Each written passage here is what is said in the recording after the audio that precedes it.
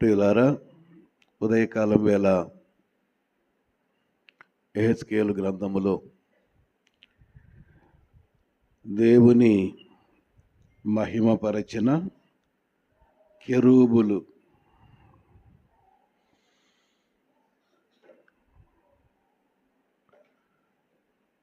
ప్రభావవంతమైన జీవితం అని మనం ధ్యానం చేశాం. దేవుని మహిమపరచుటలో, ఆయన ప్రభావాన్ని కనుపరచుటలో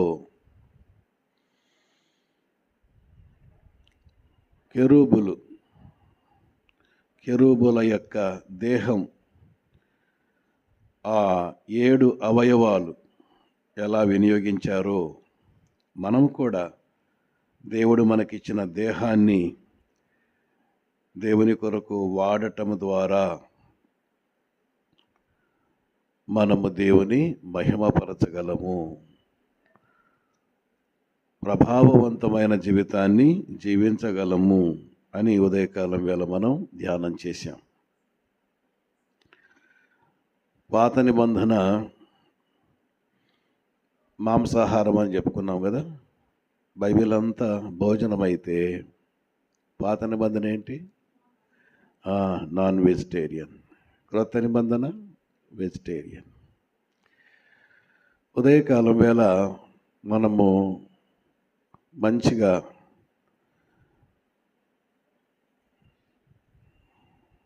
మాంసాహారం భుజించాం. మాంసాహారంలో కూడా బోన్స్, పాత నిబంధన అంతా మాంసాహారం అయితే ప్రవక్తల గ్రంథాలు ఎముకల లాంటివి. పగలగొట్టని తింటే ఎంతో బలం, ఎంతో రుచి అని విన్నాం. మరి క్రొత్త నిబంధన కూడా మంచి ఆహారమే, శాకాహారం. అది కూడా చాలా ఆరోగ్యాన్ని కలిగిస్తుంది. ఈ రాత్రికి మన ముందున్న చాలా తక్కువ సమయం, బహుశా 45 నిమిషాల సమయం ఉంది. ఈ 45 నిమిషాలలో మళ్ళీ మనము పాత నిబంధనకే పోదాం. Old testament. పాత నిబంధనలో అంతా మాంసాహారం లాంటిది. ప్రవక్తల గ్రంథాలు ఎముకలైతే మరి మెత్తని ముక్కలేంటి? సామెతల గ్రంథం కదా, అందరికీ మెత్తని ముక్క లాంటిది.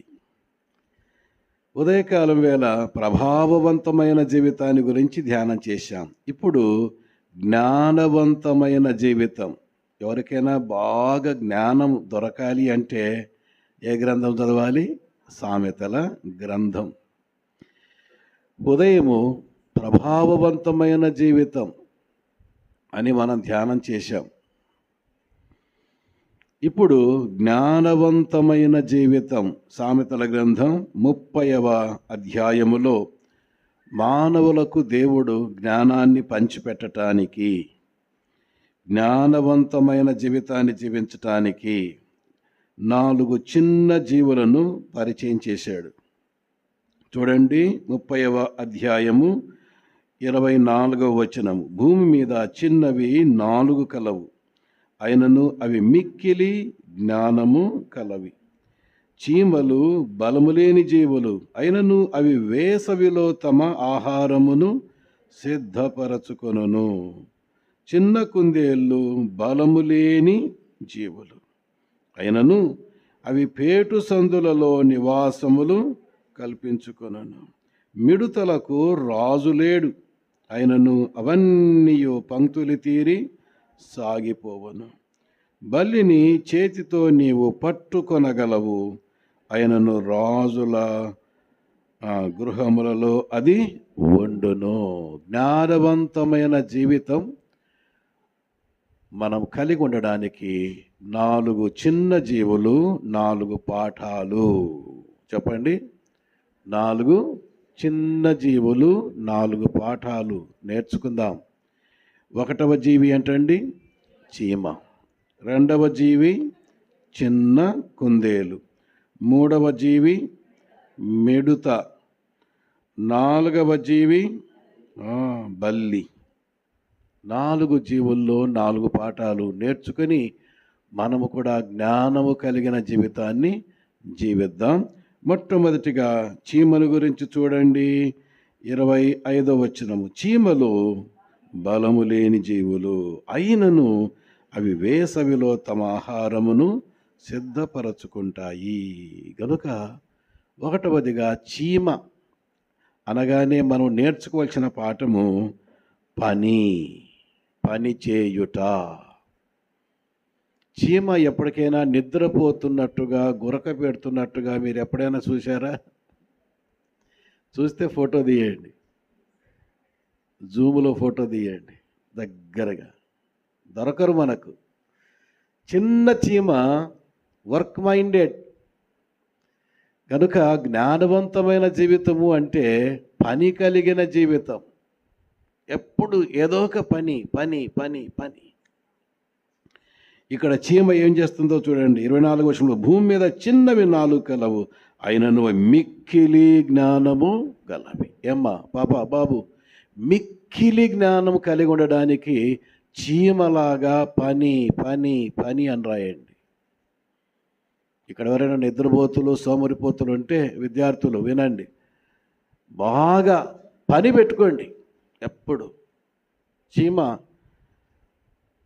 చీమలు బలము లేని జీవులు, అయినను వేసవిలో తమ ఆహారమును సిద్ధపరచుకుంటాయి.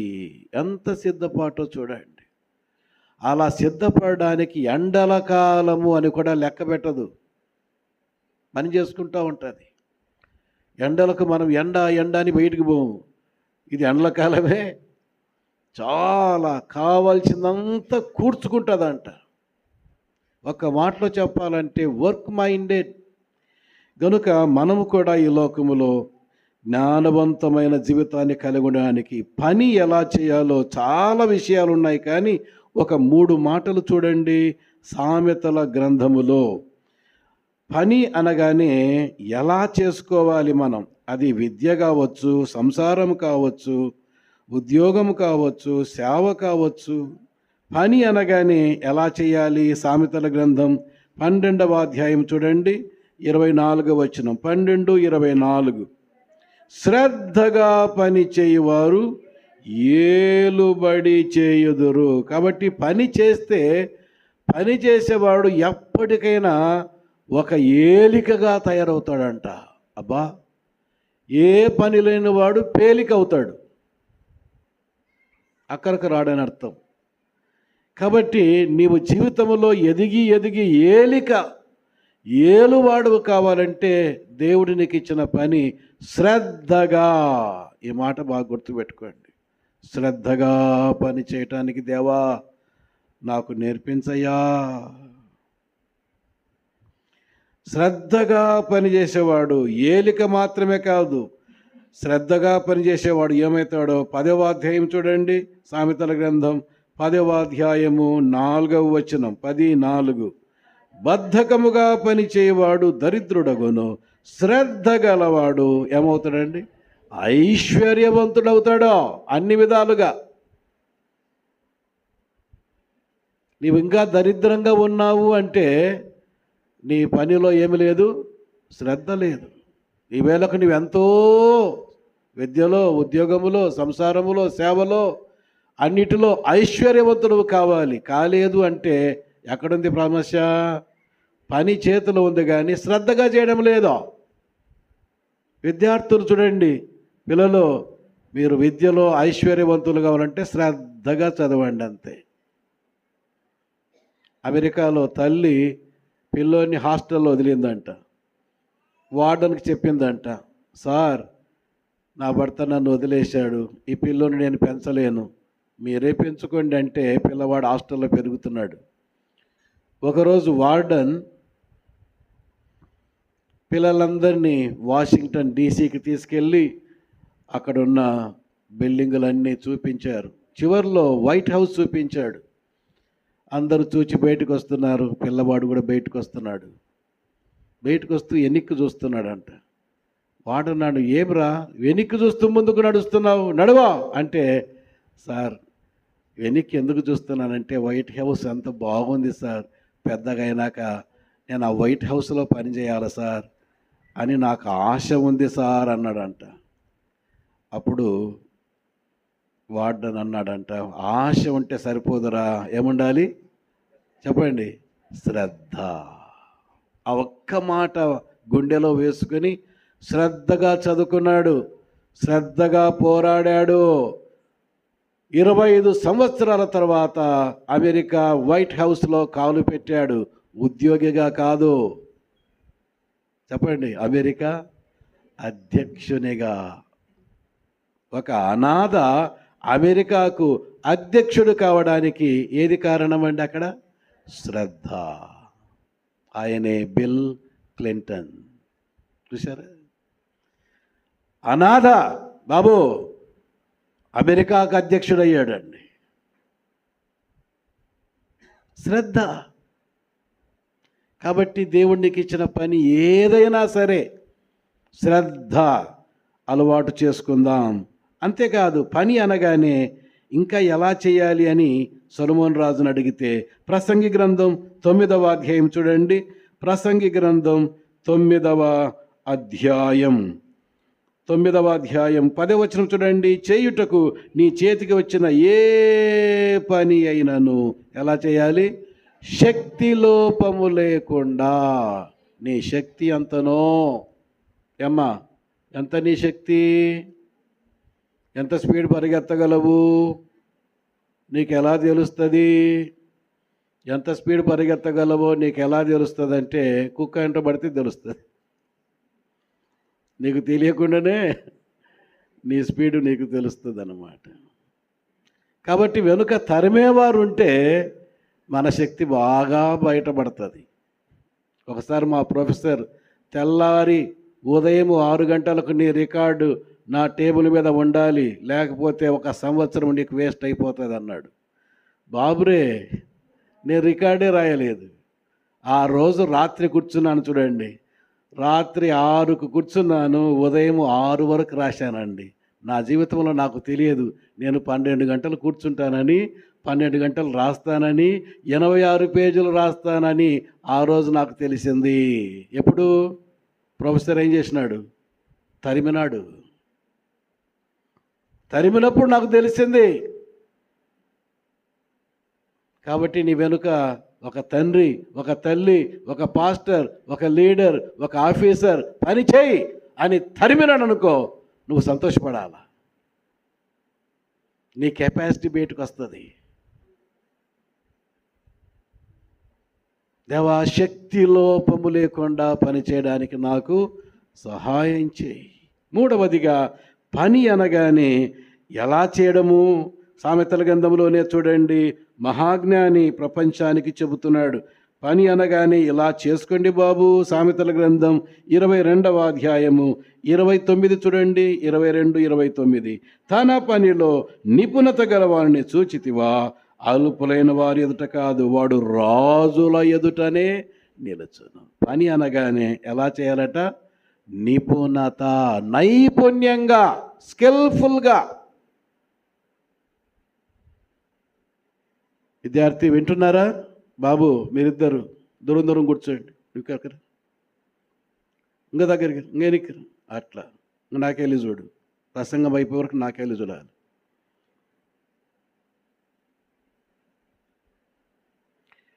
తన పనిలో నిపుణత. నిపుణత ఎలా వస్తుందండి? చేసిందే 10 సార్లు చేయాలి. ఏం బాబు, ఇంగ్లీష్ రాదా? 10 సార్లు చదువు. లెక్కలు రావా? 10 సార్లు చెయ్యి. పాట రాదా? 10 సార్లు పాడు. ప్రసంగం రాదా? 10 సార్లు చేయి. ఊడవడం రాదా? 10 సార్లు ఊడు. వంట రాదా? 10 సార్లు వండు. డ్రైవింగ్ రాదా? 10 సార్లు డ్రైవ్ చేయి. రివర్స్ రాదా? 10 సార్లు రివర్స్ నేర్చుకో. ఏది రాదండి? అనగననగా రాగం మతిశయిల్లుచునుండు, తినగ తినగవేము సాధనమున పనులు సమకూరు ధరలోన. ఏం స్కిల్ పెంచుకున్నాం మనము? బహువా పనిలో నైపుణ్యత నాకు నేర్పించయ్యా అని అడుగుదాం, సాధన చేద్దాం. సాధన చేయమురా నరుడా, సాధ్యము కానిదే లేదురా అని లోకస్తులు చెప్పుకుంటున్నారండి. దేవుని పిల్లలముగా పని అనగానే ఎన్నో విధాలుగా మనం మాట్లాడుకోవచ్చును, కానీ సమయం లేదు కనుక 3 మాటలు చెప్పుకున్నాం. ఒకటవది ఎలా చేయాలండి? శ్రద్ధగా. రెండవది చెప్పండి, శక్తి లోపము లేకుండా. మూడవది నైపుణ్యంగా. చీమ నేర్పే పాఠము పని చేయుట. రెండవదిగా ఏం జీవి అండి? రెండవది ఏంటి? చీమ తర్వాత చిరుతపుల, చిన్న కుందేలు. అన్నీ చిన్నవే, పాఠాలు మాత్రం చిన్నవి కాదు, పెద్ద పాఠాలు. చిన్న కుందేలులో నేర్చుకునే పాఠము ఆశ్రయించుట. ఎక్కడ ఆశ్రయించుతుందంట ఇది? పేటు సందు.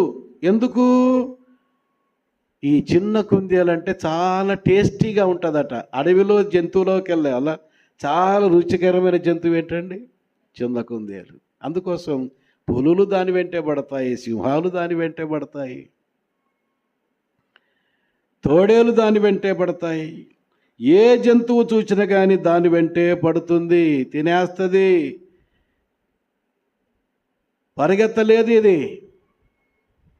కానీ దేవుడు దానికి ఇచ్చిన జ్ఞానం ఏంటంటే, నువ్వు పరిగెత్తలేవు కుందేలు, నీకు ఒకటే జ్ఞానం, నువ్వు దాక్కోవాలి. ఎక్కడ దాక్కోవాలి? బలము లేని జీవి అయినను పేటు సందులోకి వెళ్ళిపోవాలి. కొండ మధ్యలో ఏముంటుందండి? పేటు సందు ఉంటుంది. ఒక పులి తరిమింది అనుకోండి, పరిగెత్తి ఆ సందులోకి వెళ్ళిపోతుంది, అయిపోయింది. ఇంకా పులి ఏమీ చేయలేదు, సింహం ఏమీ చేయలేదు. మనము కూడా అంతే. ఈ ప్రపంచంలో రుచిగల ప్రజలు ఎవరండి? ఈ ప్రపంచంలో శ్రేష్టమైన ప్రజలు ఎవరండి? నీతిమంతులు మనమే. సాతానుడు సింహము, లోకము సింహము, పాపము సింహము లాంటిది, మనల్ని తరుముతారు. ఆ కీడులో పడకూడదు. పడకుండా ఉండాలంటే దాక్కోవాలి, పేటు సందులోకి వెళ్ళిపోవాలి, ఆశ్రయించాలి. గనుక స్నేహితులారా, ఆశ్రయించుట అనగా దాగుకొనుట, పేటు సందులో దాక్కోవటం ఈ లోకములో బాగా మనము నేర్చుకోవాలి. అడుగడుగున ఆశ్రయించుట, ఆశ్రయించుట, ఆశ్రయించుట. కుందేలు వలె ఆశ్రయించుట. ఎందుకు అంటే 3 రకాల కీడులు ఈ ప్రపంచంలో ఉన్నాయి. ఒకటవది ఇంటిలో కీడు, రెండవది బయట కీడు, మూడవది శాశ్వత కీడు. ఆ 3 మాటలకు 3 వచనాలు మీకు చూపిస్తాను చూడండి. మొదటిది ఇంటిలోనే కీడు పొంచుకొని ఉంటుంది, అది కూడా మనకు తెలియదు. సమూయేలు 2వ గ్రంథం 13వ అధ్యాయం చూడండి. సమూయేలు 2వ గ్రంథం 13వ అధ్యాయంలో అబ్బాయి డ్రామా వేస్తున్నాడు. ఎవరు అబ్బాయి? 13వ అధ్యాయం అనగానే అమ్నోను డ్రామా. దుప్పటి కప్పుకొని పడుకున్నాడు. ఏరా అని డాడీ అడిగితే, బాగలేదు డాడీ. అయితే నువ్వు బాగుపడాలంటే ఏం చేయమంటావు నాన్న అంటే, చెల్లి వచ్చి మంచి వంట చేసి నాకు వడ్డిస్తే I will be all right అంటున్నాడు. ఎంత మోసమో చూసారా? డాడీ చెప్పాడు, పాప వెళ్ళి అన్నయ్యకి మంచి వంట చేసి వడ్డించున్నానా అంటే వెళ్ళింది. వంటగదిలోకి వెళ్ళి మంచిగా వంట చేస్తూ ఉండగా వీడు అన్ననే కానీ లోపల దున్న, బయటికి అన్న లోపల దున్న. అమ్మాయి అందాలు చూస్తున్నాడు, చెల్లి అని కూడా జ్ఞానం లేకుండా ప్రవర్తిస్తున్నాడు. అమ్మాయి మంచి వంట తీసుకుని వెళ్ళి సిద్ధపరచుకొని ట్రేలో పెట్టుకొని వెళ్ళింది. 11వ వచనం చూడండి, 13-11. అతడు భుజింపవలనని ఆమె వాటిని తీసుకొని వచ్చినప్పుడు అతడు ఆమెను పట్టుకొని, చెప్పండి, నా చెల్లి రమ్ము, నాతో శయనించుము అని చెప్పగా ఆమె, నాన్నయ్యా నన్ను అవమానపరచొద్దన్నయ్యా, ఇలాగ చేయొద్దన్నయ్యా, ఇశ్రాయేలులకు తగదన్నయ్యా, ఇట్టి జార కార్యం చేయొద్దన్నయ్యా, నా అవమానం నేను ఎక్కడ దాచుకోవాలన్నయ్యా. చూసారా, అయినా వినకుండా చెరిపివేశాడండి. దుర్మార్గుడు దున్నా, ఇంటిలో కీడు. పాపా బాబు, ఎక్కడ ఏ కీడు ఉందో మనకు తెలియదు. ఇల్లే అనుకుంటాం, మామయ్యని అనుకుంటాం, బాబాయి అనుకుంటాం, అన్నా అనుకుంటాం, అంకులు అనుకుంటాం, తాతయ్య అనుకుంటాం. ఏ పుట్టలో ఏ పాము ఉందో, ఏ బుర్రలో ఏ బుద్ధి ఉందో తెలియదు. కనుక దాక్కో, మహోన్నతుని చాటున నివసించువాడే, చెప్పండి, సర్వశక్తిని నీడకు రామ్మా, నీడకు రా బాబు. ఇంటిలో కీడు. రెండవది బజారులో, బయట కీడు. ఇర్మియా గ్రంథం 9వ అధ్యాయం, ఇర్మియా గ్రంథము 9వ అధ్యాయములో బయట కీడు పొంచుకొని ఉంది అని ప్రవక్త చెబుతున్నాడు. ఇర్మియా గ్రంథం 9వ అధ్యాయము 21వ వచనం, వీధులలో పసిపిల్లలు లేకుండాను, రాజమార్గములలో యవనులు లేకుండాను వారిని నాశనం చేయుటకై మరణము మన కిటికీలను ఎక్కుచున్నది. బయట బజారులో, ప్రయాణాల్లో, బస్సుల్లో, రైళ్లలో, విమానాల్లో మరణము కిటికీలను ఎక్కుతుందట. కనుక ఎక్కడ వెళ్ళినా, దేవా నీ కంచె నాకు కావాలి, నీ భద్రత నాకు కావాలి, నీకు వేరుగా ఉండి నేనేమీ చేయలేను, నీ కంచె, నీ కాపుదల, నీ భద్రత నాకు కావాలయ్యా. మొన్న విమానం వాషింగ్టన్ DC రీగన్ ఎయిర్పోర్ట్లో ఇంకా 2 నిమిషాలకు దిగుతుందండి. ఎన్ని నిమిషాలకి? 2 నిమిషాల్లో ల్యాండ్ అవుతుంది. లోపల ఉన్న వాళ్ళంతా ఏమనుకుంటుంటారు? 2 నిమిషాల్లో ల్యాండ్ అవుతాము, విమానంలో నుంచి బయటకు వస్తాము, హ్యాపీగా ఇంటికి వెళ్తాము, ఇంటి వారితో కలిసి భోజనం చేస్తాము, హ్యాపీగా ఫ్రెండ్స్తో గడుపుతాము. కలలు కంటూ దిగుతుండగానే ఎదురుగా ఒకటి వచ్చి ఢీకొనింది. ఏంటది? చదవారా మీరు పేపరు? ఏంటది? హెలికాప్టర్. ఒక్కరు చెప్తున్నారండి మీరు. ఏం వింటున్నారు మీరు వార్తలు? ప్రపంచం ఏమర్థమవుతుంది? హెలికాప్టర్. హెలికాప్టర్ ముక్కలైపోయింది, ఇది ముక్కలైపోయింది, పోయి నదిలో పడింది. 63, 64 + 3, 67 మంది మొత్తము జల సమాధి. కీడు ఉంది. అడుగడుగునా ప్రార్థన, అడుగడుగునా ప్రభువును ఆశ్రయించుట అలవాటేనా నీకు? 1వది ఇంటిలో కీడు, 2వది బజారులో కీడు, 3వది చూడండి కీర్తనల గ్రంథములో మానవాళికి పొంచుకొని ఉన్న నిత్య కీడు, శాశ్వత కీడు ఏంటో చూడండి. కీర్తనల గ్రంథం 9వ కీర్తన 17వ వచనం, 9:17, దుష్టులను దేవుని మరచు జనులందరూ, చెప్పండి, పాతాళం, ఆరని అగ్నిగుండం.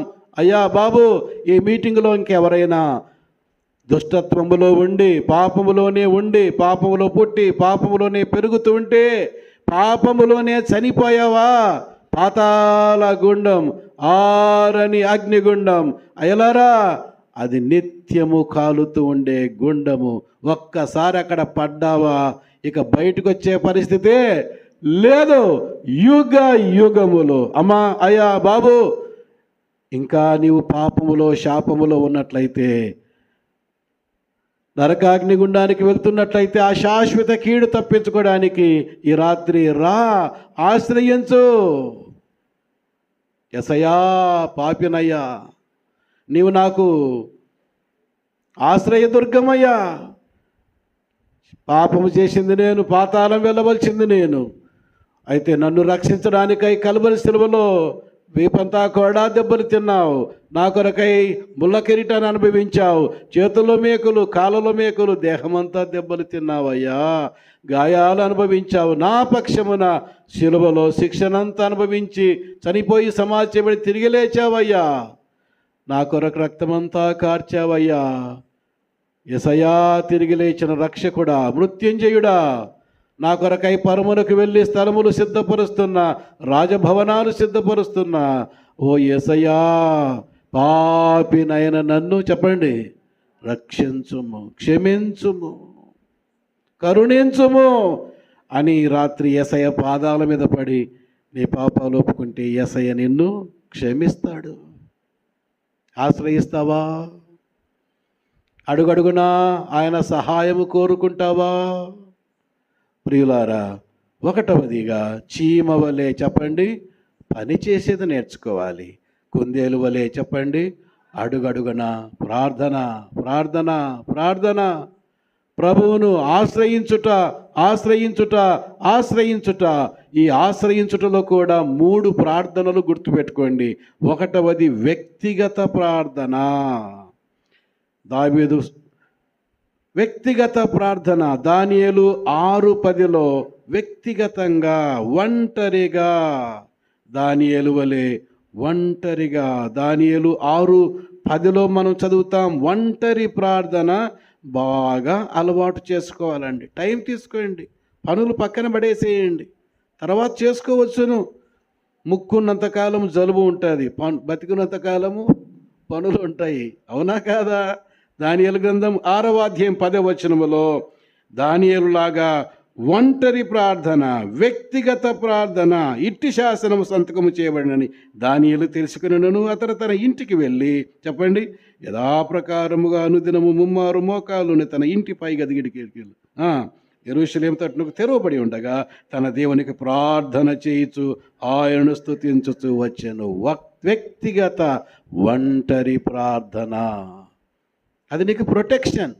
అమ్మాయిలో, అబ్బాయిలో, యవనస్తులో, విశ్వాసులో, సేవకులో ఒంటరి ప్రార్థన మిస్ కాకండి. రెండవది కుటుంబ ప్రార్థన. భార్య, భర్త, పిల్లలు ఎన్ని పనులున్నా దినమంతా అలిసిపోయినా పడకకి వెళ్ళే ముందు ఒక్క 10 నిమిషాలు చాలు. ఒక పల్లవి చరణం పాడుకోండి, బైబిల్లో ఒక చిన్న కీర్తన చదవండి, ఒక్క 5 నిమిషాలు కుటుంబముగా. మత్తయి సువార్త 18వ అధ్యాయము 20వ వచనము, ఏలయనగా 2-3 నా నామమున ఎక్కడ కూడి ఉందురో అక్కడ నేను వారి మధ్యన. ఇదే కుటుంబ ప్రార్థన. ఎక్కడ? ఇద్దరు అంటే భర్త భార్య, 3 అంటే ఇంకొక భార్య. అవునా?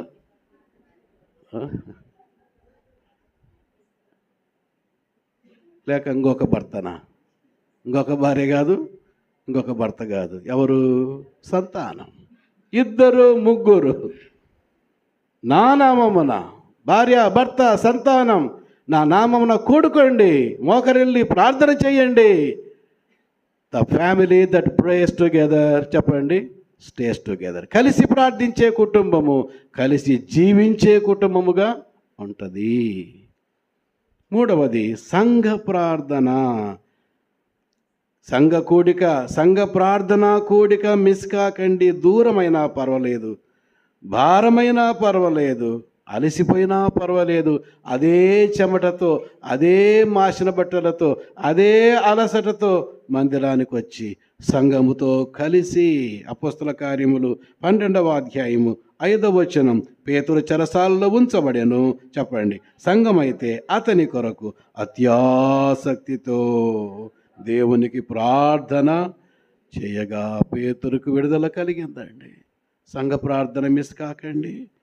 అది మనకు, మన కుటుంబాలకి, మన సంఘానికి, కష్టాల్లో, బంధకాల్లో, ఇరుకుల్లో, ఇబ్బందుల్లో ఉన్న వారికి ఎంతో సహాయం అవుతుంది. తల్లులారా, తండ్రులారా, చీమ వలె పని చేద్దాం, కుందేలు వలె ఆశ్రయిద్దాం. మూడవది ఏంటి చెప్పండి? మిడతనా ఉడతనా? మిడత చూసారా ఎంత బరువు ఉంటుంది, ఎన్ని కేజీలు ఉంటుంది? ఎంత చిన్న మిడత అండి. అయితే మిడతలకు రాజు, నో లీడర్.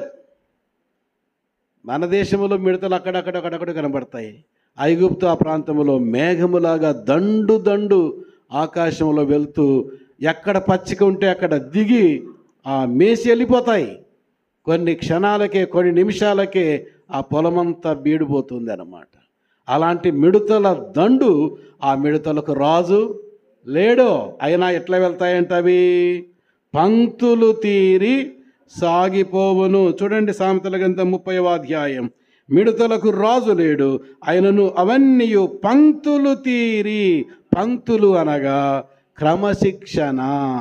మిడతలాగా క్రమశిక్షణ నేర్చుకుందాము. క్రమశిక్షణ కలిగి ఉండుట. గుర్తుపెట్టుకోండి, ఈ దినాల్లో అన్నీ ఉన్నాయి, కానీ విద్యార్థులకు, విశ్వాసులకు, భక్తులకు, సేవకులకు ఏ తక్కువైందండి? డిసిప్లిన్ బాగా తక్కువైపోయింది. టైం డిసిప్లిన్, అన్ని రకాల డిసిప్లిన్. స్కూళ్ళలో చూడండి, కావలసినంత టెక్నాలజీ ఉంది, కావలసిన అన్ని పుస్తకాలు ఉన్నాయి, కావలసినంత స్టాఫ్ ఉన్నారు, కావలసినంత డబ్బులు ఉన్నాయి, సదుపాయాలు ఉన్నాయి. కానీ ఏమి లేదు చెప్పండి? క్రమశిక్షణ లేదు. క్రమశిక్షణకు అలవాటు పడదాము, క్రమము నేర్చుకుందాము. దేవా, నా జీవితానికి క్రమం. ఉదయం ఎంత లేవాలి, ఎప్పుడు ప్రార్థన చేసుకోవాలి, ఎప్పుడు వాక్యం చదవాలి, డ్యూటీకి 8 గంటలకు వెళ్ళాలి, మధ్యాహ్న భోజనం 2 గంటలకు చేయాలి, సాయంకాలం 2 గంటలకు భోజనం చేయాలి, మీటింగ్కి 2 గంటలకు వెళ్ళాలి, రాత్రి ఎంతకు పడుకోవాలి. క్రమం వద్దా? మన దేవుడు క్రమానికి దేవుడు. Discipline. Hour God is God of discipline. Discipline మన జీవితానికి ఎంతో మేలు చేస్తుందండి. నీ జీవితానికి వన్నె తెస్తుంది, నీ జీవితానికి మంచి అభివృద్ధి తెస్తుంది. ఇంటి దగ్గర తల్లిదండ్రులు క్రమశిక్షణ నేర్పిస్తుంటే కొంతమంది పిల్లలు తలకాయ నొప్పి నాయన ఈ మమ్మీతో అంటారు, ఈ డాడీతో తలకాయ నొప్పి. ఎప్పుడు బయటికి వెళ్ళాలనా, ఎప్పుడు ఉద్యోగం వస్తుందా, ఎప్పుడు పెళ్లి చేస్తారా, ఎప్పుడు స్వతంత్రునైపోతానా అని ఒక అబ్బాయి పొంచుకొని ఉన్నాడు. ఎప్పుడు ఉద్యోగం వస్తే అప్పుడు వెళ్ళిపోదాం. ఆ క్రమశిక్షణ భరించలేక విచ్చలవిడిగా ఉండడానికి ఆశపడుతుండగా ఇంటర్వ్యూ కార్డు వచ్చింది. ఆ ఇంటర్వ్యూ తన నంబరు 69. ఏం ఉద్యోగం వస్తుందో ఏమో, నా నంబర్ 69. ఉన్న ఉద్యోగం ఎన్ని? ఒకటే. ఒక ఉద్యోగానికి ఎంతమందికి ఇంటర్వ్యూ? 69 మందికి ఇంటర్వ్యూ. నాకెక్కడొస్తుంది? నా నంబర్ ఎంత? Last number. అయినా వెళ్దాం అని వెళ్ళాడండి. ఆ గేట్ దగ్గర నీళ్లు, పైపులో నీళ్లు కింద పోతా ఉన్నాయి. అరే నీళ్లు కింద పోతున్నాయని అలా చెట్లకు పెట్టాడండి. అలా ముందుకు నడుచుకుంటూ వెళ్ళాడు. ఆ దారిలో కొన్ని కుర్చీలు అడ్డంగా ఉన్నాయి. రోడ్డు మీద ఇలా ఉండకూడదు కదా దారిలో అని వాటి పక్కన నీట్గా ఒకదాని మీద ఒకటి పెట్టేశాడు. నేను చెప్పేటివన్నీ మీరు కౌంట్ చేయాలా. ఇప్పుడు ఏమైనాయి? తర్వాత ముందుకు వెళ్ళాడు. ఇంటర్వ్యూ హాల్ వచ్చింది. హాల్ దగ్గర డోర్ మ్యాట్ ఇటు తిప్పేసి ఉంది. అరే డోర్ మ్యాట్ ఇటు ఉండకూడదు కదా, దాన్ని ఇటు దులిపి ఇట్లా వేసాడండి. ఎన్నైనాయి? అలా మెట్టెక్కి వెళ్ళిపోతున్నాడు. మధ్యాహ్నం 12 గంటలు లైట్గా వెలుగుతూ ఉంది. ఈ టైంలో లైట్ ఎందుకు వెలగాలి? ఇంత లైటింగ్ ఉంది ఆల్రెడీ, అనవసరంగా ఎవరు లైట్ వేసిపోయినట్టున్నారని ఆ లైట్ ఏం చేసినాడు? ఆఫ్ చేశాడు. ఎన్నైనాయి? బాగా చెప్తున్నారు మీరు. అలా మెట్లు ఎక్కుతుండగా మెట్ల మీద కొన్ని టీ కప్పులు తాగేసినట్టు ఉన్నాయి. ఎవరు ఇక్కడ పడేశారని చెప్పి వాటిని మెల్లగా కలెక్ట్ చేసుకుని పైకి వెళ్ళి డస్ట్బిన్లు వేసాడు. ఎన్నైనాయి? 5 అయినాయి. పైకి వెళ్ళాడు, హాల్లోకి వెళ్ళాడు. హాల్లో అందరూ ముందు కూర్చున్నారు. వెనుకన 2 ఫ్యాన్లు ఊరికి తిరుగుతూ ఉన్నాయి. ఆఫ్ చేశాడు. ఎందుకంటే వేస్ట్ ఎందుకు తిరగాలి, మనుషులు ఉంటే అది వేరు. ఎన్నైనాయి? 6. చూచాడు, చైర్లలో అందరూ కూర్చున్నారు. ఎక్కడన్నా ఖాళీ ఉన్న చైర్ ముందేమైనా ఖాళీ ఉందేమో అని చూశాడు. ముందు లైన్లో ఒక చైర్ ఖాళీగా ఉంది కాబట్టి ముందు ఆ లైన్లో కూర్చుందాం, వెనక వచ్చిన వాళ్ళు వెనక లైన్లో కూర్చుంటారు అని ముందు లైన్కి వెళ్ళి లైన్లో కూర్చున్నాడు. అప్పటికే ఇంటర్వ్యూ స్టార్ట్ కాలేదు, స్టార్ట్ కాబోతుంది. ఆ ఇంటర్వ్యూ ఆఫీసర్ పెద్ద చైర్లో కూర్చొని ఇంటర్వ్యూ అయిపోయింది అన్నాడు. అందరికి ఆశ్చర్యం అనిపించింది. ఇంటర్వ్యూ అయిపోయిందా అని అందరూ ఒకరి ముఖాలు ఒకరు చూసుకుంటున్నారు. నంబర్ 69 అన్నాడు. అబ్బాయి లేచి నిలబడ్డాడు. ఏ అబ్బాయి యు ఆర్ సెలెక్టెడ్ అన్నాడు. అందరికి ఆశ్చర్యం అనిపించింది. ఇదేంట్రా బాబు, మేము ఎంతసేపు అయింది వచ్చి కూర్చొని, వీడు ఇప్పుడు వచ్చి కూర్చుంటే వీడిని సెలెక్ట్ చేసినారు సార్, వాడు ఇప్పుడు వచ్చాడు సార్, వాడిని ఎట్లా మీరు సెలెక్ట్ చేస్తారు సార్ అని అడుగుతున్నారు. అప్పుడు ఆయన అన్నాడు, సీసీ కెమెరా ఓపెన్ చేశాడు. ఆ గేట్ నుంచి ఎంతవరకు మీరు కూడా వచ్చారు, మీరు కూడా 68 మంది వచ్చారు. నీళ్లు కింద పోతుంటే ఎవరైనా పైప్ సరి చేశారా? ఫ్యాన్ వేస్ట్గా తిరుగుతుంటే ఎవరైనా ఆఫ్ చేశారా? లైట్ వేస్ట్గా కాలిపోతుంటే ఎవరైనా ఆఫ్ చేశారా? టీ కప్పులు ఎక్కడంటే అక్కడ ఉంటే అలా మీ ఇళ్ళలో మీరు ఇష్టపడతారా? అబ్బాయి అడుగడుగున వాటన్నిటి సరి చేసుకుంటూ వచ్చాడు కనుక మా ఆఫీస్కి ఆ అబ్బాయి కావాలి. ఆ అబ్బాయి అప్పుడు కళ్ళ నిండా నీళ్లు పెట్టాడు. ఆఫీసర్ అడుగుతున్నాడు, బాబు ఎందుకురా ఏడుస్తున్నావు అంటే, సార్ మీరు చెప్పినవన్నీ నేను చేసిన మాట వాస్తవమే, ఇవన్నీ మీకు నేను ఎక్కడ నేర్చుకున్నానంటే మా డాడీ దగ్గర నేర్చుకున్నాను, మా మమ్మీ దగ్గర నేర్చుకున్నాను. వారి నుంచి తప్పించుకొని పోవాలనుకున్నాను, కానీ ఈరోజు అదే నాకేం పెట్టింది చెప్పండి, ఉద్యోగ భిక్ష పెట్టింది. ఆ క్రమశిక్షణ నాకు ఈరోజు అన్నం పెట్టింది. యవనస్తులు, తల్లిదండ్రులు, పెద్దలు, చిన్నలు ఎవరైనా క్రమశిక్షణ నేర్పిస్తే అది మనకు ఉద్యోగ భిక్ష, ఆశీర్వాద భిక్ష అనుకోవాలి తప్ప పారిపోకూడదు. మార్కు సువార్త 6వ అధ్యాయములో క్రమశిక్షణ ప్రభు నేర్పించగా వారు 3 గొప్ప దీవెనలు పొందారు. చూడండి, మార్కు సువార్త 6వ అధ్యాయములో ప్రజలు వాక్యం వినడానికి వచ్చారు, అలసిపోయారు. ప్రభు భోజనం పెట్టండి అన్నాడు. అయ్యా మా దగ్గర ఎక్కడుందండి భోజనము?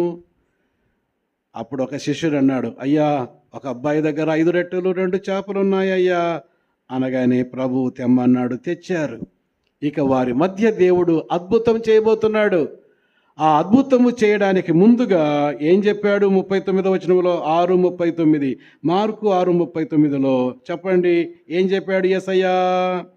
అప్పుడు ఆయన పచ్చిక మీద అందరూ పంక్తులుగా, విన్నారా?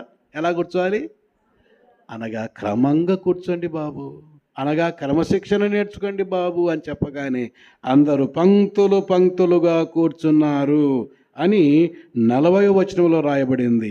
ఎప్పుడైతే పంక్తులుగా కూర్చున్నారో నంబర్ 1 మొదటి దీవెన ఏంటో చూడండి, 41వ వచనం. అప్పుడు ఆయన 5 రొట్టెలు 2 చేపలు పట్టుకొని ఆకాశం వైపు కన్నులెత్తి ఏం చేసినాడండి?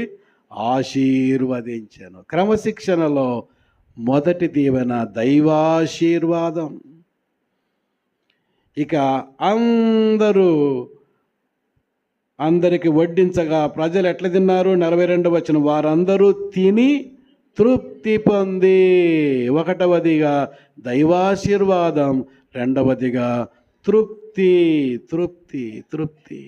చిన్న సంపాదన, దైవాశీర్వాదం దాని మీద ఉంది. చిన్న సంపాదనే, దైవ తృప్తి అందులో ఉంది. తృప్తి మాత్రమే కాదు, 42వ వచనంలో మిగిలిన చేపలు రొట్టె ముక్కలు 12 గంపెళ్ళు ఎత్తిరి.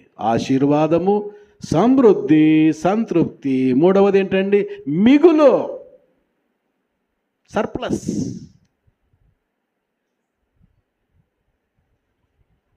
చూసారా? 1వది సఫిషియన్సీ, రెండవది సాటిస్ఫాక్షన్, మూడవది సర్ప్లస్. దేవుని ఆశీర్వాదములో ఎంత సఫిషియన్సీ ఉంటుంది, ఎంత సాటిస్ఫాక్షన్ ఉంటుంది, ఎంత సర్ప్లస్ ఉంటుందో ఆ డిసిప్లిన్ నేర్పిస్తుందండి. కనుక దేవా, నా జీవితంలో సమృద్ధి కావాలి, సంతృప్తి కావాలి, మిగులు కావాలి, నీ ఆశీర్వాదం కావాలి, నీ సమృద్ధి కావాలి, నీ మిగులు కావాలి. ఈ 3 మేళ్లను పొందటానికి క్రమశిక్షణ నేను నేర్చుకుంటానయ్యా, నాకు నేర్పయ్యా అని అడుగుదాం. ప్రియులారా, 1వదిగా చీమ వలె చెప్పండి పని చేద్దాం. 2వది కుందేలు వలె చెప్పండి ఆశ్రయిద్దాం. 3వది చెప్పండి మిడత వలె క్రమశిక్షణ కలిగి ఉందాం. ఇక 4వది ఏంటండి? బల్లి. సామెతల గ్రంథం 30వ అధ్యాయము 28వ వచనం చూడండి. బల్లిని చేతితో నీవు పట్టుకొనగలవు, అయినను రాజుల గృహములలో అది వండును. బల్లిని చేతితో నీవు పట్టుకొనగలిగినంత అందుబాటులో ఉంటుంది. బల్లిలో పాఠము అందుబాటులో ఉండుట. ఈ బల్లి రాజుల ఇళ్ళలో ఉంటుంది, పేదల ఇళ్ళలో కూడా ఉంటుంది. అందరికీ అందుబాటులో ఉంటుంది, పేదల ఇళ్ళలో ఉంటుంది, రాజుల ఇళ్ళలో కూడా ఉంటుంది. మా ఇంట్లో బల్లి లేదని వాళ్ళు ఎవరైనా ఉంటే చెప్పండి. అందరి ఇళ్ళలో ఉంటాయి, యామారిస్తే వచ్చేస్తాయి అవి. నా భార్యకి బల్లి అంటే అంత కోపం అని అన్నీ మూసేస్తుంది, ఒక బల్లి కూడా కనపడకూడదని. మొన్న ఎప్పుడో ఆమె డ్యూటీ నుంచి వచ్చే లోపల కొంచెం తలుపు తెచ్చిపెట్టిన, ఎప్పుడు వచ్చిందో వచ్చింది. రావడమే ఆమెకి ఎదురు వచ్చింది, అది కూడా వచ్చేస్తాయి, ఎక్కడుంటాయో. ఒకసారి వైఎస్ఆర్ ఇంటికి వెళ్ళాను, రాజశేఖర రెడ్డి గారితో ఉదయకాలం వేళ 5:30కే మాట్లాడాను. లోపల జగను, షర్మిల అందరూ ఉన్నారు, విజయమ్మ ఉన్నారు. అయ్యగారు కొద్దిసేపు మాట్లాడి అలా లోపలికి వెళ్ళాడు. కూర్చో ప్రభుదాస్ మళ్ళీ వస్తా అని అలా వెళ్ళాడు. వివేకానంద రెడ్డి గారు అక్కడే కూర్చున్నారు, అన్న పేపర్ చదువుతున్నాడు. నేను ఒక్కని ఉన్నాను. ఆయన పేపర్ చదువుతుంటే డిస్టర్బ్ చేయకూడదని ఊరికి అలా మూలలకు చూస్తే ఆ మూలకు ఒక బల్లి ఉందండి. ఒరే, ముఖ్యమంత్రి ఇంటికి ఇది ఎలా వచ్చింది? రాజుల గృహములో అది ఉంటుంది. ఒకసారి జపాన్లో టోక్యోలో సన్ ప్లాజాలో పడుకున్నా, అలా అది పెద్ద స్కై స్క్రాపర్. టోక్యో పట్టణంలో స్కై స్క్రాపర్లో 7 స్టార్ హోటల్లో మూలకు చూస్తే అక్కడ కూడా బల్లి ఉందండి. నాకు అనిపించింది, ఈ వచనం గుర్తొచ్చింది. ఎక్కడైనా ఉంటుంది అది, అందుబాటులో ఉండుట బల్లి వలె. ఇక్కడ మనము కూడా 3 విషయాల్లో అందుబాటులో ఉండేది నేర్చుకోవాలి. నెంబర్ 2, కుటుంబానికి ఎప్పుడు అందుబాటులో ఉండాలి. అది మనకు ఆశీర్వాదం. ఆ పిల్లలు ఏం పిల్లలో కానీ కుటుంబానికి అందుబాటులో ఉండరండి. చాలా అల్లరి పిల్లలు, ఎప్పుడు ఇల్లు వాకిలి విడిచిపెట్టి బజారు చుట్టూ తిరిగే పిల్లలు. ఎంత నష్టమో చూడండి. రాజుల గ్రంథం 2వ గ్రంథం, రాజుల 2వ గ్రంథం 2వ అధ్యాయము 19వ వచనము నుండి లేక 23వ వచనము నుండి 25 వరకు చదివితే, అతడు బేతులకు ఎక్కి వెళ్ళాను. అతడు త్రోవను పోచుండగా బాలురు పట్టణముల నుండి, ఏమండి ఎం పనిళ్ళకి పట్టణంలో ఉండకుండా ఇల్లు వాకిలి వదిలిపెట్టి, వీధి కాలనీ వదిలిపెట్టి, పట్టణాన్ని వదిలిపెట్టి, ఈ బాలురు, ఏం బాబు అమ్మాయిలు అబ్బాయిలు, ఇల్లు వాకి వదిలిపెట్టి అల్లరిగా తిరిగే మూకలో చేరి ఇంటి పాటన ఉండకుండా, తల్లిదండ్రులకు అందుబాటులో ఉండకుండా అక్కడ ఎలీషా వెళ్తూ ఉంటే ఎలీషా ప్రవక్తను ఏమంటున్నారండి? బోడివాడా ఎక్కిపొమ్ము అని అపహాస్యము చేస్తా కూర్చున్నారు. తల్లిదండ్రుల మాటలు వినరు వీళ్ళు, ఇంటి వారికి అందుబాటులో ఉండరు.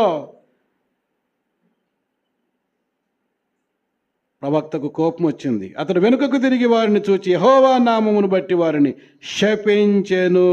అప్పుడు 2 ఆడు ఎలుగుబంట్లు అడవిలో నుండి వచ్చి వారిలో 42 బాలురను గుర్తుపెట్టుకోండి. ఇంటికి ఎప్పుడు అందుబాటులో ఉండండి. నువ్వెక్కడ ఉన్నా బాబు చేతులు కట్టుకొని విను. బయటికి వెళ్ళేటప్పుడు మమ్మీ ఇదిగో ఫ్రెండ్ దగ్గరికి వెళ్తున్నాను, ఇప్పుడు 7, ఇదిగో 8కంతా వస్తాను. వచ్చిన తర్వాత వచ్చినాను మమ్మీ చెప్పు. నేర్చుకోండి క్రమశిక్షణ. తల్లిదండ్రులకు అందుబాటులో ఉండండి. పిలిస్తేనే పలకండి, కూర్చోంటే కూర్చోండి, లేయంటే లేయండి, తిరుగుబాటు చేయకండి. ఈ పిల్లలు ఏమైపోయినారు? ఎంతో భవిష్యత్తు ఉన్న పిల్లలు చీల్చబడ్డారండి. కారణం ఇంటికి అందుబాటులో ఉండరు, తల్లిదండ్రులకు అందుబాటులో ఉండరు, పిలిస్తే పలకరు. ఎంత దుర్మార్గం అండి. తల్లిదండ్రులు ఎంత కష్టపడతారు మీకోసం, చచ్చి సున్నమైపోతుంటారు. మీకోసమే కదా వారి కష్టాలు, వారి బాధలు. తినక మీకు వేడన్నం పెడతారు, వారు మాడన్నం తింటారు. వేడన్నం మీకు క్యారియర్ కడతారు, వారు సద్దన్నం తింటారు. మీకు మంచి దుస్తులు కొనిస్తారు, వారు పాత దుస్తులు వేసుకుంటారు పండక్కి, బర్త్డేకి. ఎంత ప్రేమించితే వారికి అందుబాటులో ఉండడానికి ఏమీ ఒక మాట చెప్పవా నీవు? నా ఇష్టం అంటావు. అందుబాటులో ఉండండి, ఆశీర్వదించబడండి. 1వదిగా తల్లిదండ్రులకు అనగా కుటుంబానికి అందుబాటులో ఉండుట. భార్యాభర్తలు కూడా ప్రతిరోజు మాట్లాడుకోండి, కబుర్లు చెప్పుకోండి, అందుబాటులో ఉండండి. దూరంగా ఉంటే ఫోన్ చేసుకొని మాట్లాడుకోండి. ఇది తగ్గకూడదు. అందుబాటులో. ఏం తిన్నావు? ఆ ఒక్క ప్రశ్న ఎంత బాగుంటుందండి. నా భార్య నా పట్ల ఎంత ప్రేమ గలది అని స్ట్రైక్ కాదా? పొద్దున్నే 5:30కు ఫోన్ చేసిందండి నా భార్య. వైజాగ్ చేరారా అంటే లేదండి, దారిలో ఉన్నా. రాత్రి ఏం తిన్నారు అని అడిగిందండి. ఎవరు అడుగుతారండి? అడగాలి. ఏదో ఒకటి తినేటాళ్ళే, ఏదో తిని చస్తాలే అన్నట్టు ఉండకూడదు. ఏం తిన్నారు? డోర్లో దిగాను, అక్కడ ఒక చపాతి, ఒక ఆమ్లెట్ కట్టించుకున్నాను, స్టేషన్లో తిన్నాను, మంచినీళ్ళు త్రాగాను. ఓకే. మార్నింగ్ టిఫిన్ ఎక్కడ చేస్తారు? నేను ట్రైన్లో చేయను, ఇంటికి వెళ్ళి చేస్తాను. ఇక్కడ పుల్లగా పాతవన్నీ పెడతారు, తింటే లేని గ్యాస్ ప్రాబ్లమ్స్. కొంచెం మాట్లాడుకొని కలిసి ప్రార్థన చేసుకొని పిల్లలు గనుక కుటుంబంకి అందుబాటుతనము. 2వదిగా సంఘానికి అందుబాటులో ఉండాలి. అపోస్తల కార్యముల్లో పౌలు అది నేర్పిస్తున్నాడు. అపోస్తల కార్యముల గ్రంథం 20వ అధ్యాయము 18వ వచనం చూడండి. తన యొద్దకు వచ్చినప్పుడు అతను వారితో ఇట్లా, నేను ఆసియాలో కాలు పెట్టిన దినము నుండి ఎల్లకాలము మీ మధ్య, ఆ మాట అండర్లైన్ చేయండి, ఎల్లకాలము. సంఘస్థుల మధ్య, సంఘములో విశ్వాసిగా నీవు ఎక్కడ ఉన్నా, వైజాగ్లో ఉన్నా, న్యూయార్క్లో ఉన్నా, ఫస్ట్ వెతుక్కోవాల్సింది సంఘం.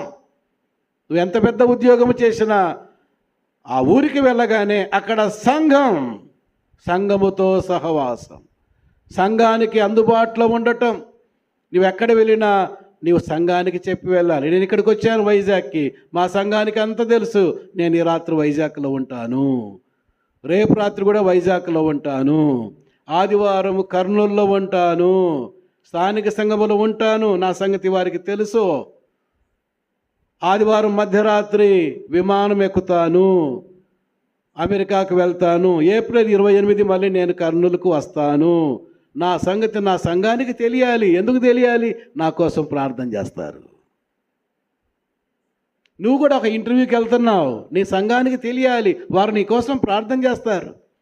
ఒక పెళ్లి సంబంధానికి వెళ్తున్నావు, చెప్పు ఒక మాట పెద్దలకి, ఏమి నష్టం నీకు?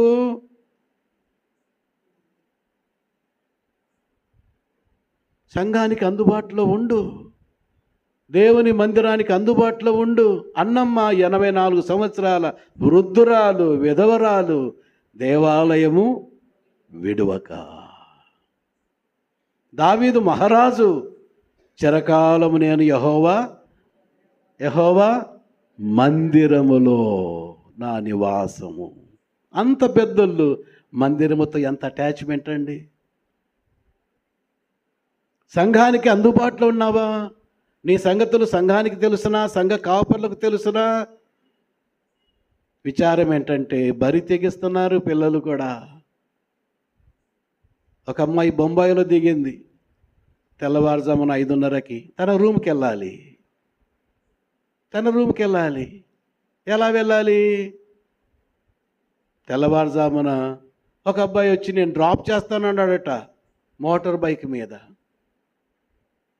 ఎక్కొచ్చునా అండి? ఏమైనా తెలివింది ఈ పిల్లకి? ఎక్కింది. వాడు పొదలోకి తీసుకుని వెళ్ళి చెరిపి చంపేశాడు. ఈనాడు పేపర్లో ఫస్ట్ పేజీలో వచ్చింది. ఆ అమ్మాయిని గురించిన ఆరా తీశారండి విశ్వాసులు. పేరేమో ఎస్తేర్. ఆరా తీశారు. ఆ అమ్మాయి బొంబాయిలో పని చేస్తుంది, కానీ ఏ సంఘముతో కూడా సంబంధము లేదు. ఒక అమ్మాయిగా, ఒక విశ్వాసిగా నీవు ఒక సంఘముతో, అన్నయ్య నేను బొంబాయిలో దిగినానన్నయ్య, 6:30కు డ్యూటీకి వెళ్ళానయ్యా, 5:30కు నేను రూమ్కి వెళ్ళాలి, ఒంటరిదానిగా ఉన్నాను అన్నయ్య, హెన్రీ అన్నయ్య, లేక ప్రసాద్ అన్నయ్య, లేక సాలమన్ రాజు అన్నయ్య, మీరు సంఘ పెద్దలు కదా, నేను ఒంటరి పిల్లని, కొంచెం హెల్ప్ చేస్తారా? నా రూమ్ దగ్గర డ్రాప్ చేస్తారా మీ బండి మీద, లేక మీ కారులో? అంటే ఏ సంఘ పెద్ద హెల్ప్ చేయడండి? ఏ అన్నయ్య హెల్ప్ చేయడండి?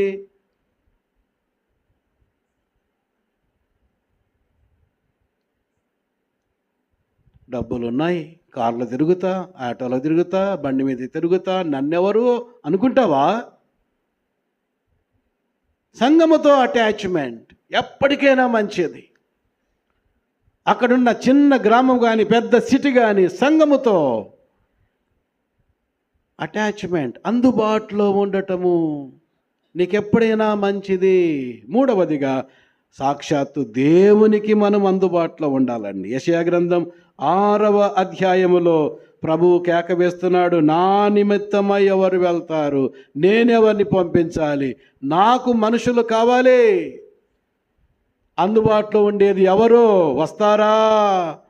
యెషయా గ్రంథం 6వ అధ్యాయములో ఒక ఆయన అందుబాటులో ఉన్నాడు, దేవునికి అందుబాటులో ఉన్నాడండి. 8వ వచనం, నేను ఎవరిని పంపేదను, మా నిమిత్తం ఎవడు పోవునని ప్రభు సెలవయ్యగా వింటిని, అంతటి నేను చిత్తగించుము, నేను ఉన్నాను, నన్ను పంపుమనగా ఆయన చిత్తగించుము.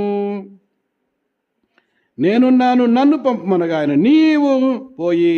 చూసారా తల్లిదండ్రులారా, స్నేహితులారా, యవనస్తులారా, పిల్లలారా, ప్రభువుకు అందుబాటులో ఉందాం. నా నిమిత్తమై ఎవరు ఉన్నారు? గల్లీ గల్లీ తిరిగే వాళ్ళు ఎవరున్నారు? పల్లె పల్లె తిరిగేవారు ఎవరున్నారు? సువార్త మోసుకొని సర్వలోకానికి తీసుకుని వెళ్ళే ఎవరున్నారు? ఇంగ్లాండ్లో ఇది ప్రశ్న వేశారు ఆ చర్చిలో, ఇండియాకు వెళ్ళేవారు ఎవరైనా ఉన్నారా అంటే ఎవరు లేవరే. ఒక అబ్బాయి లేచాడు, ఎవరు బాబు నువ్వు? నా పేరు విలియం కేరీ అండి. ఏం చదువుకున్నావు?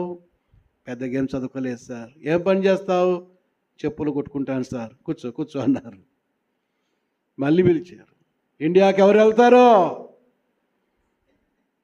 ఎవరు లేవలేదు. మళ్ళీ అబ్బాయి లేచాడు, ఏం చేస్తావు? సువార్త సేవ చేస్తానండి, వెళ్తానండి అన్నాడు.